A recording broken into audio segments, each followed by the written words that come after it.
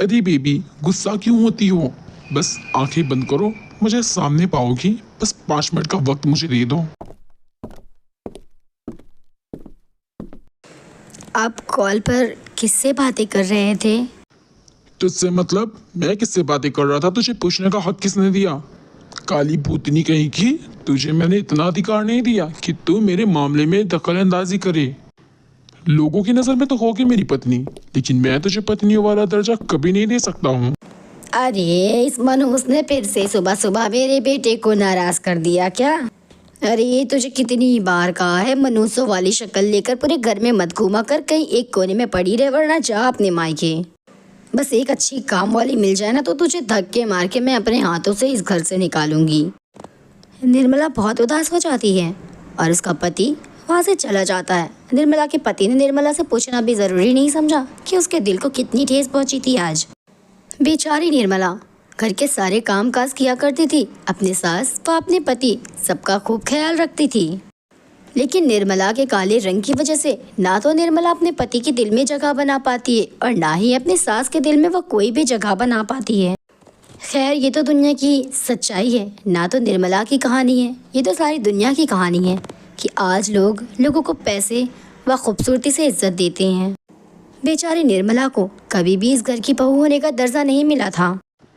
चलो सीधा मेरे कमरे में, मैं वहीं पर तुम्हारे लिए खाने की तरह तरह की चीज लेकर आता हूँ। सूरज जी, ये लड़की कौन है? अरे मनहूस कहीं की, मैंने तुझे कितनी बार कहा है कि तू मेरे मामले में टांग मत अड़ाया कर। वो मेरी गर्लफ्रेंड है और बहुत जल्द वो मेरी धर्म पत्नी भी बनेगी। इतना कहकर सूरज तो वहाँ से चला जाता है।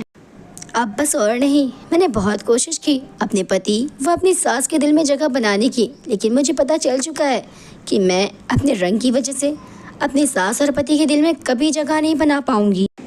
और मैं इतनी मजबूत दिल के भी नहीं हूँ कि मैं अपने पति को किसी और औरत के साथ देख सकूँ। इससे बेहतर होगा कि मैं ये घर छोड़कर ही चली जाती हूँ। इसी तरह से निर्मला अपने ससुराल को छोड़कर वहाँ से चली जाती है। ये निर्मला की बच्ची अब तक मेरी चाय भी नहीं ला कर दी। महारानी लगता है सो रही हैं। अरे ये क्या, निर्मला पूरे घर में नहीं है। लगता है बला टल गई। ये खुशखबरी मैं सीधे जाके अपने बेटे को सुनाती हूँ। सूरज को ये बात पता चलते ही कि उसकी पत्नी उसे छोड़कर जा चुकी है, सूरज बेहद खुश हो जाता है। चल अब जा और मेरी होने वाली बहू को बोल कि रसोई में जाकर कुछ मीठा बना दे। मैं अभी जाता हूँ। प्रीति, चलो और चलकर रसोई में कुछ मीठा बना दो। आज मुझे मेरी पत्नी छोड़कर जा चुकी है। आज तो मैं बहुत खुश हूँ। क्या मतलब? तुम्हारी पत्नी तुम्हें छोड़कर चली गई, इसका क्या मतलब है? और मैं तुम्हारी रसोई में क्यों कुछ मीठा बनाऊंगी? एक मिनट, तुमने कहीं ये तो नहीं सोच लिया कि मैं तुमसे शादी करने के लिए तैयार हूँ? Suraj, are you crazy? I am not serious with you. ये तुम क्या कह रही हो? तुमने तो मुझसे शादी करने का वादा किया था। अरे ऐसे वादे मैंने ना जाने गली के कितने लड़कों से किया है, तो उसका क्या मतलब कि मैं हर किसी से शादी करती रह जाऊंगी क्या?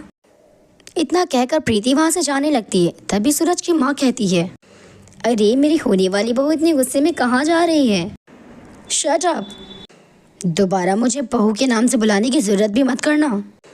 तभी सूरज अपनी माँ से सारी बात बताता है।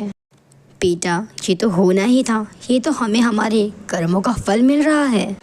हमने निर्मला का दिल बहुत दुखाया है, हमने उसके साथ बहुत गलत किया है। हाँ माँ, मुझे भी अपनी गलती का एहसास हो चुका है। मैं निर्मला से माफ़ी मांगूंगा, मैं निर्मला के पैर पकड़ लूंगा। निर्मला मुझे कैसे नहीं माफ़ करेगी माँ। मैं चाह रहा हूँ निर्मला को लेकर वापस इस घर में आऊँगा। और इसी तरह से निर्मला से उसका पति सूरज उससे माफ़ी मांग लेता है। और निर्मला का दिल तो था ही बड़ा, निर्मला अपने पति को माफ़ भी कर देती है, क्योंकि निर्मला भी यही चाहती थी कि उसे प्यार व सम्मान मिले उस घर में, जो उसे मिलने की बारी आ चुकी थी। तो दोस्तों, इस कहानी से हमें यही सीख मिलती है कि हमें इंसान को इंसान के रंग से नहीं, इंसान के नेचर से पहचानना चाहिए।